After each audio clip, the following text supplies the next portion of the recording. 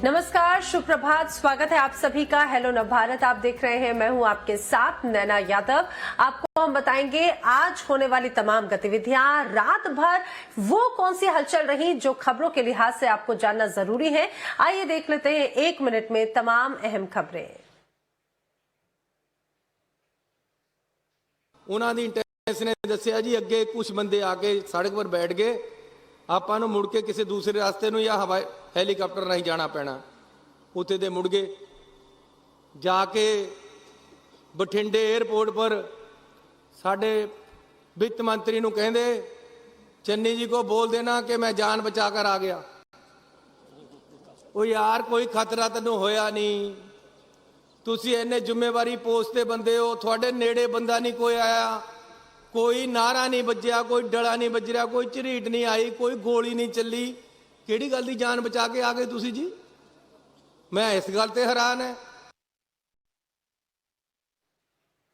पंजाब के मुख्यमंत्री चरणजीत चन्नी के बयान के बाद में अब एक अलग सियासी हलचल शुरू हो चुकी है। बीजेपी ने इस बयान को शर्मनाक बताया। पीएम मोदी की सुरक्षा की चूक का मामला लगातार राजनीतिक रंग लेता जा रहा है। इस मामले को लेकर जहां एक तरफ पंजाब के सीएम चरणजीत सिंह चन्नी ने पलटवार किया है, तो वहीं बीजेपी भी अब चरणजीत सिंह चन्नी पर हमलावर है। बीजेपी प्रवक्ता संबित पात्रा ने ट्वीट करते हुए कहा कि देश के प्रधानमंत्री के प्रति एक राज्य के मुख्यमंत्री की यह भाषा, कौन से अहंकार और गुरूर में डूबे हैं ये लोग। पीएम के लिए तू तड़ाक, गोली बंदूक, पत्थर की यह भाषा। प्रधानमंत्री के प्रति यह वही नफरत भरी भाषा और मानसिकता है जिसको गांधी परिवार ने पाला पोसा हुआ है। शर्मनाक। बीजेपी ने चरणजीत सिंह चन्नी को लेकर कांग्रेस पर वार किया, तो कांग्रेस प्रवक्ता सुप्रिया श्रीनेत ने इसे बीजेपी की पंजाबियों के खिलाफ नफरत करार दे दिया। उन्होंने अपने ट्वीट में लिखा कि इस पूरी भाजपा को पंजाब से ऐसी नफरत क्यों है भाई। वहाँ के लोगों से, उनके जज्बे से, उनके खान पान से और उनकी बोली से भी बैर। पंजाब इस देश का गौरव है, साहसी स्तंभ है। स्यापा बंद करो, पंजाबियां नाल प्यार करो। सुप्रीम कोर्ट ने कहा कि हम पीएम की सुरक्षा को लेकर गंभीर हैं। केंद्र सरकार और राज्य सरकार अपनी कमेटी पर विचार करे। कोर्ट ने कहा है कि पीएम मोदी का काफिला रुकना गलत है। याचिकाकर्ता एनजीओ की ओर से सीनियर एडवोकेट मनिंदर सिंह ने सुप्रीम कोर्ट में एसपीजी एक्ट पढ़ा। उन्होंने कहा कि ये केवल कानून व्यवस्था का पालन नहीं है, बल्कि एसपीजी एक्ट के तहत एक मुद्दा है। ये एक वैधानिक जिम्मेदारी है, इसमें कोताही नहीं बरती जा सकती। उन्होंने कहा कि पीएम की सुरक्षा में भारी चूक हुई है। इस मामले में स्पष्ट जांच जरूरी है और दोषी अधिकारियों के खिलाफ कार्रवाई भी जरूरी है। इस मामले पर सुप्रीम कोर्ट ने ज्वाइंट कमेटी बनाने की बात कही है। इस जांच में एनआईए की टीम भी शामिल होगी। साथ ही इस मामले पर कोर्ट ने आदेश दिया कि मामले से जुड़े सभी रिकॉर्ड पंजाब हरियाणा हाईकोर्ट के रजिस्ट्रार जनरल के पास सुरक्षित रखे जाएंगे। देश की राजधानी दिल्ली में कोरोना की रफ्तार बेलगाम होती जा रही है। नए ओमाइक्रॉन वेरिएंट की वजह से मामले तेजी से बढ़ने लगे हैं। कोरोना के बढ़ते मामलों के बीच शुक्रवार से दिल्ली में वीकेंड कर्फ्यू शुरू हो गया है। कर्फ्यू रात 10 बजे से लेकर सोमवार सुबह 5 बजे तक लागू रहेगा। इस दौरान बिना वजह के घर से बाहर निकलने पर रोक रहेगी। दिल्ली में कोरोना के 17,000 से ज्यादा नए केस सामने आए हैं। दिल्ली में लोग वीकेंड कर्फ्यू और रात के कर्फ्यू के लिए ई पास के लिए दिल्ली सरकार की वेबसाइट पर आवेदन कर सकते हैं। आवश्यक और आपातकालीन सेवाओं में शामिल अधिकारियों, संवैधानिक पदों पर बैठे लोगों के आने जाने के लिए वैलिड पास की जरूरत होगी। इसके साथ ही हवाई अड्डों, रेलवे स्टेशन और अंतर्राज्यीय बस टर्मिनल से आने या जाने वाले व्यक्तियों को वैध टिकट दिखाने पर यात्रा करने की अनुमति होगी। कर्फ्यू के दौरान सार्वजनिक पार्क और उद्यान बंद रहेंगे। शादी समारोह और अंतिम संस्कार में सिर्फ 20 लोगों को ही शामिल होने की इजाजत होगी। महाराष्ट्र में भी लगातार कोरोना का संक्रमण बढ़ता जा रहा है। पूरे महाराष्ट्र में 40,000 से ज्यादा कोरोना के नए केस मिले हैं, जिसमें 20,000 से ज्यादा कोरोना के मामले सिर्फ मुंबई में पाए गए हैं। मुंबई के स्लम एरिया धारावी में भी कोरोना के केस में खासा उछाल आया है। धारावी में कोरोना के 150 नए मामले सामने आए हैं, जो यहां एक दिन में आए मामलों में सबसे ज्यादा है। मुंबई में लॉकडाउन या अतिरिक्त प्रतिबंध लगाने की आशंकाओं को बीएमसी के कमिश्नर ने खारिज किया। बीएमसी कमिश्नर ने कहा कि पहली और दूसरी लहर के दौरान लॉकडाउन लगाने का फैसला पॉजिटिविटी रेट के आधार पर लिया गया था। लेकिन 21 दिसंबर 2021 से शुरू हुई तीसरी लहर के लिए यह पैमाना लागू नहीं किया जा सकता है। इसके अलावा मुंबई में लोकल ट्रेन पर भी किसी तरह की कोई पाबंदी नहीं लगाई जा रही है। लोकल ट्रेनों में सिर्फ डबल डोज वालों को ही सफर करने की इजाजत दी गई है। और आइए अब बात करते हैं कोरोना के खतरे की। कोरोना का संक्रमण दिन ब दिन बढ़ता जा रहा है। यूपी और बिहार में इसका कहर देखने को मिल रहा है, जहां पर 2 मंत्री संक्रमित पाए गए। उत्तर प्रदेश में कोरोना ने पूरी तरह से अपने पैर पसार लिए हैं। प्रदेश के 75 जिलों में से सिर्फ 5 जिले ऐसे बचे हैं जहां कोरोना का एक भी मामला सामने नहीं आया है। बाकी 70 जिलों में कोरोना के मामले लगातार बढ़ रहे हैं। यूपी में सबसे ज्यादा कोरोना प्रभावित जिला दिल्ली से सटा गौतम बुद्ध नगर है। यहाँ दिल्ली की तरह ही तेजी से संक्रमण के मामले बढ़ रहे हैं। यूपी में कोरोना को लेकर नई गाइडलाइन भी जारी कर दी गई है, जिसके तहत अब धार्मिक संस्थानों, चिड़ियाघर, म्यूजियम आदि में मास्क अनिवार्य होगा और यहाँ कोविड हेल्प डेस्क बनाया जाएगा।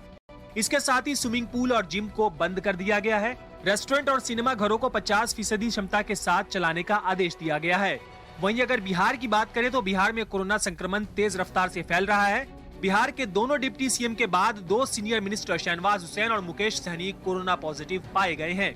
अभी तक 8 मंत्री कोरोना पॉजिटिव हो गए हैं। राज्य में एक दिन में 3048 नए पॉजिटिव मामले पाए गए हैं। करीब करीब हर जिले में कोरोना के मामले सामने आए हैं। अब बात जरा सरगुजा की करते हैं, जो कि छत्तीसगढ़ का एक हिस्सा है। छत्तीसगढ़ के सरगुजा का एक वीडियो इन दिनों जमकर वायरल हो रहा है, जिसमें कुछ लोग मुस्लिम दुकानदारों के बहिष्कार करने की बात कह रहे हैं। छत्तीसगढ़ के सरगुजा से एक हैरान करने वाला मामला सामने आया है, जहां एक वीडियो सोशल मीडिया पर बहुत तेजी से वायरल हो रहा है। इस वीडियो में कुछ लोग मुस्लिम दुकानदारों का बहिष्कार करने की शपथ लेते दिख रहे हैं। साथ ही ये लोग कह रहे हैं कि मुस्लिमों के साथ किसी भी व्यावसायिक लेन देन से बचा जाए। शपथ लेते हैं कि आज से हम हिंदू किसी भी मुसलमान दुकानदार से किसी भी प्रकार का सामान का खरीदी बिक्री नहीं करेंगे। इस वीडियो के सामने आते ही पुलिस ने मामले की जांच के आदेश दिए हैं। वहीं आरोपियों की तलाश भी शुरू कर दी गई है। पुलिस के मुताबिक यहां के पास के इलाके में एक विशेष समुदाय के लोगों से कुछ लोग भिड़ गए और इस मारपीट के बाद कुंभकला गांव के लोग नाराज थे। पुलिस ने कहा कि बाहर के कुछ लोगों ने मौके का फायदा उठाते हुए गांव के लोगों को भड़काया और सांप्रदायिक रंग देने की कोशिश की। आपने सरगुजा का वीडियो तो देख लिया, आइए हम आपको जरा अब धनबाद का एक वीडियो दिखाते हैं। धनबाद का ये वीडियो जमकर वायरल हो रहा है और जब आप इस वीडियो को देखेंगे तो आपका भी मन गुस्से से भर जाएगा। देखिए। झारखंड के धनबाद से कुछ लोगों की घिनौनी करतूत का एक वीडियो सामने आया है। आरोप है कि यहां मौजूद बीजेपी कार्यकर्ताओं ने धनबाद विधायक की मौजूदगी में एक व्यक्ति के साथ अमानवीय व्यवहार किया। पहले तो बीजेपी कार्यकर्ताओं ने जय श्री राम न बोलने पर उसकी जमकर पिटाई की और फिर मुर्गा बनाया और इससे भी मन नहीं भरा तो थूक कर चटाया। इस मामले का वीडियो वायरल होने के बाद मुख्यमंत्री ने संज्ञान लिया और पुलिस को तुरंत कार्रवाई का निर्देश दिया। बताया जा रहा है कि वीडियो में जिस युवक से बदसलूकी की जा रही है वो मुस्लिम है। पीड़ित के भाई ने धनबाद थाने में इसको लेकर लिखित आवेदन भी दिया है, जिसके बाद सीएम ने खुद इस मामले का संज्ञान लिया और पुलिस हरकत में आई। पुलिस ने इस मामले के आरोपियों के घर पर छापेमारी की और इसको लेकर 4 आरोपियों को गिरफ्तार कर लिया गया है। पुलिस ने इस वीडियो के आधार पर कई लोगों पर मामला दर्ज कर लिया है।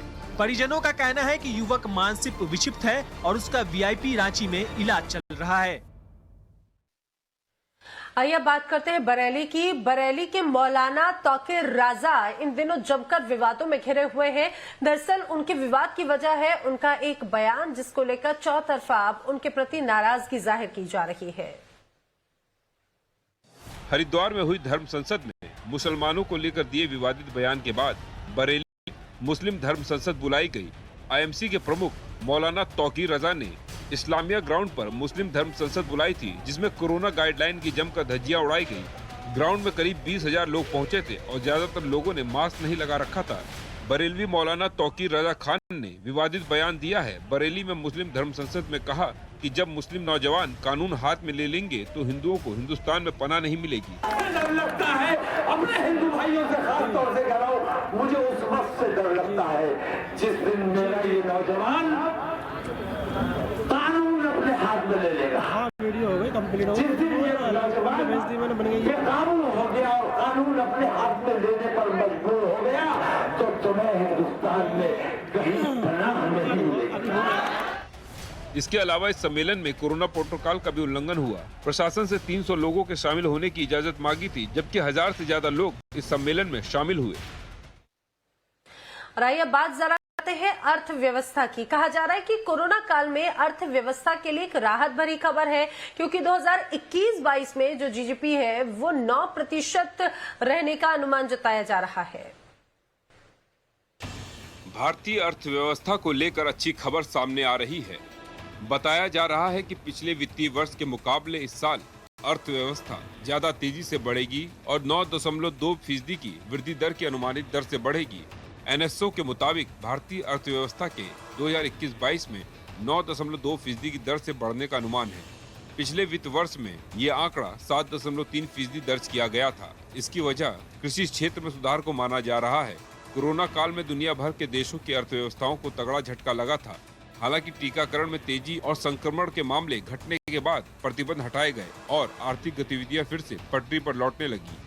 इसी का असर है कि अर्थव्यवस्था फिर से आगे की ओर बढ़ रही है। भारत समेत दुनिया भर में कोरोना के नए वेरिएंट ओमाइक्रॉन के मामले तेजी से बढ़ रहे हैं। इस बीच चालू वित्त वर्ष में भारत की इकोनॉमिक ग्रोथ के अनुमान को घरेलू rating agency India ratings and research ने कम कर दिया है।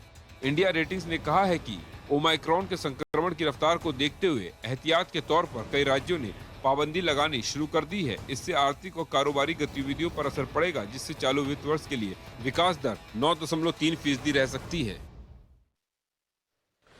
अब बात करते हैं मौसम की। एक तरफ कड़ाके की ठंड है, वहीं दिल्ली एनसीआर में कल से ही जोरदार बारिश का सिलसिला जारी है। जी हां, आपको बता दें दिल्ली एनसीआर में बारिश लगातार हो रही है और इस बारिश के चलते अब सर्दी और भी ज्यादा बढ़ गई है, पारा और भी ज्यादा लुढ़क गया है। अभी भी दिल्ली एनसीआर में जोरदार बारिश जारी है।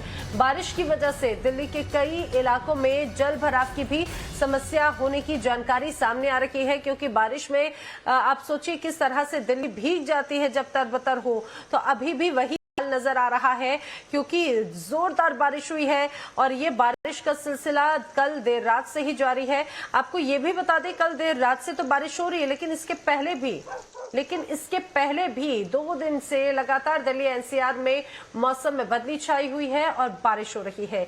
एक तरफ दिल्ली एनसीआर में बारिश, दूसरी तरफ कोविड का खतरा, और इस कोविड के खतरे को देखते हुए अब दिल्ली सरकार ने जो वीकेंड कर्फ्यू लगाया है उसका प्रभाव भी नजर आ रहा है। आपको बता दें शुक्रवार देर रात से ये वीकेंड कर्फ्यू लागू हो चुका है, जो कि सोमवार सुबह तक चलेगा। 55 घंटे का ये वीकेंड कर्फ्यू है।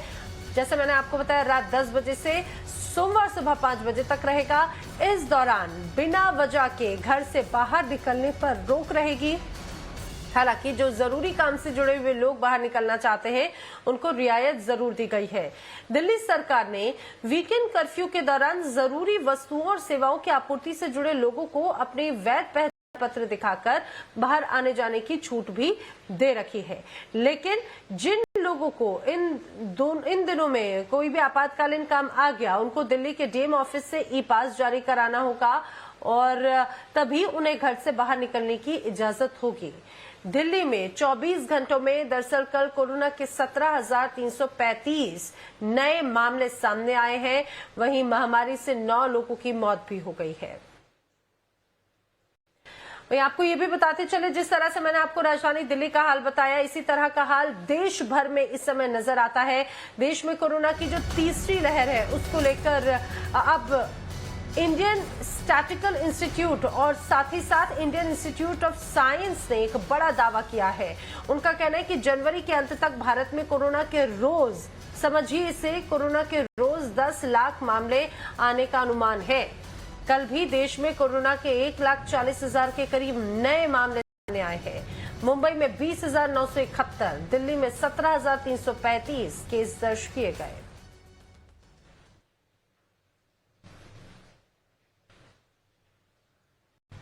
किस तरह से मामले बहुत तेजी से बढ़ रहे हैं, इसका अनुमान इसी बात से लगाया जा सकता है कि मामले बहुत तेजी से अब लोगों को बढ़ रहे हैं और साथ ही साथ ये कोविड का जो खतरा है कैसे लोगों की तरफ अब लोगों को अपनी चपेट में ले रहा है। आप इस बात को समझिए कि खतरा लगातार बढ़ता जा रहा है। अब आप जो पूरा जो एक ग्राफ देख रहे हैं, दरअसल ये पूरी दुनिया का ग्राफ है और आप इस पूरे ग्राफ में आप समझ सकते हैं कि किस तरह से देश भर ही नहीं बल्कि पूरी दुनिया में एक बार फिर से कोविड ने पैर पसार लिए हैं और यही एक सबसे ज्यादा चिंता का विषय है। अब देखिए, सबसे अगर भारत की बात करें तो 1,40,000 मामले सामने आए। अर्जेंटीना में 1,09,000 के केस जो है वो दर्ज किए गए हैं।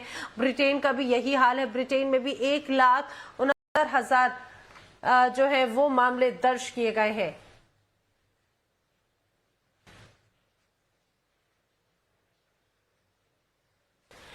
एक तरफ तीसरी लहर का खतरा है, दूसरी तरफ एक बड़ी और राहत वाली बात यह कि भारत में वैक्सीनेशन ड्राइव बहुत तेजी से जारी है। आपको बता दें, कोविड टीकाकरण अभियान में एक और उपलब्धि जोड़ ली है। कहा जा रहा है कि जिस तरह से देश की आबादी का बड़ा हिस्सा अब वैक्सीनेटेड हो चुका है, क्योंकि बार बार डॉक्टर्स भी कह रहे हैं कि आने वाले वक्त में भी वैक्सीनेशन ही कोविड से कवच साबित होगा।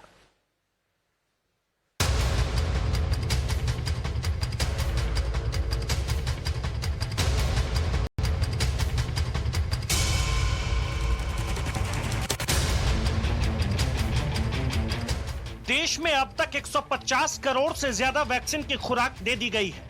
भारत ने कोरोना टीकाकरण के मामले में आज बड़ा मुकाम हासिल किया है, यानी कोरोना से लड़ने का कवच मिल चुका है। पूरा हिंदुस्तान अपने इस कामयाबी पर खुश है, क्योंकि ये जीत का टीका है, ये विजय की वैक्सीन है। सच ही है, हिंदुस्तान ने टीकाकरण का वो पड़ाव पार कर लिया है जो किसी पहाड़ से कम नहीं था। कोई संदेह नहीं, एक साल से कुछ दिन पहले ही 150 करोड़ खुराक देकर भारत ने एक ऐतिहासिक मुकाम हासिल किया है। कोलकाता के चितरंजन राष्ट्रीय कैंसर संस्थान परिसर का वीडियो कॉन्फ्रेंस के माध्यम से उद्घाटन करने के बाद अपने संबोधन में प्रधानमंत्री ने वैक्सीनेशन को बड़ी उपलब्धि बताया। कहा, ये 130 करोड़ लोगों के सामर्थ्य का प्रतीक है, ऐसी कामयाबी जो दुनिया के बड़े देशों के लिए किसी आश्चर्य से कम नहीं।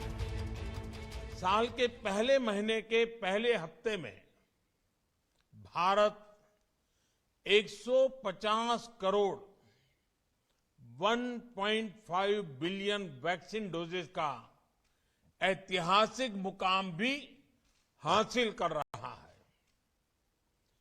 150 करोड़ वैक्सीन डोज, वो भी एक साल से कम समय में। ये आंकड़ों के हिसाब से बहुत बड़ी संख्या है। दुनिया के ज्यादातर बड़े बड़े देशों के लिए भी ये किसी आश्चर्य से कम नहीं। आज एक बार फिर दुनिया कोरोना के नए ओमिक्रॉन वेरिएंट का सामना कर रही है। हमारे देश में भी इस नए वेरिएंट के कारण केसेस तेजी से बढ़ रहे हैं। इसलिए 150 करोड़ वैक्सीन डोज का ये सुरक्षा कवच हमारे लिए बहुत महत्वपूर्ण हो जाता है। इतनी भौगोलिक, आर्थिक और सामाजिक विविधताओं वाले हमारे देश में टेस्टिंग से लेकर टीकाकरण का इतना बड़ा इंफ्रास्ट्रक्चर जिस तेजी से के साथ हमने विकसित किया है, वो पूरी दुनिया के लिए एक उदाहरण बन रहा है। वैक्सीनेशन के इस मुकाम तक पहुंचना हिंदुस्तान के लिए आसान नहीं था। इस दौरान बहुत कुछ पाया तो बहुत कुछ खोया भी।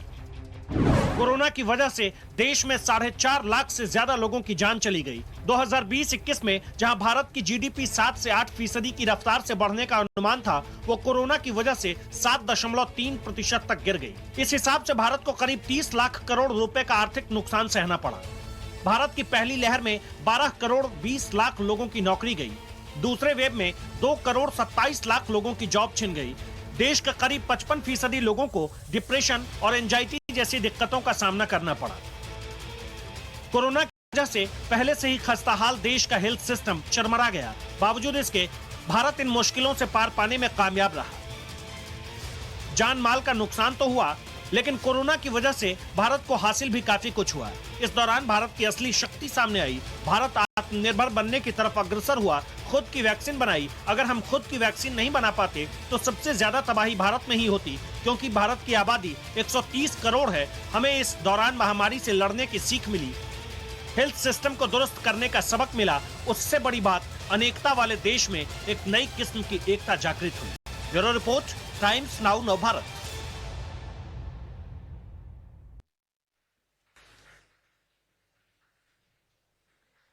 रही खबरों में आप पर रुकते एक छोटे से ब्रेक के लिए जल्द हाजिर होंगे।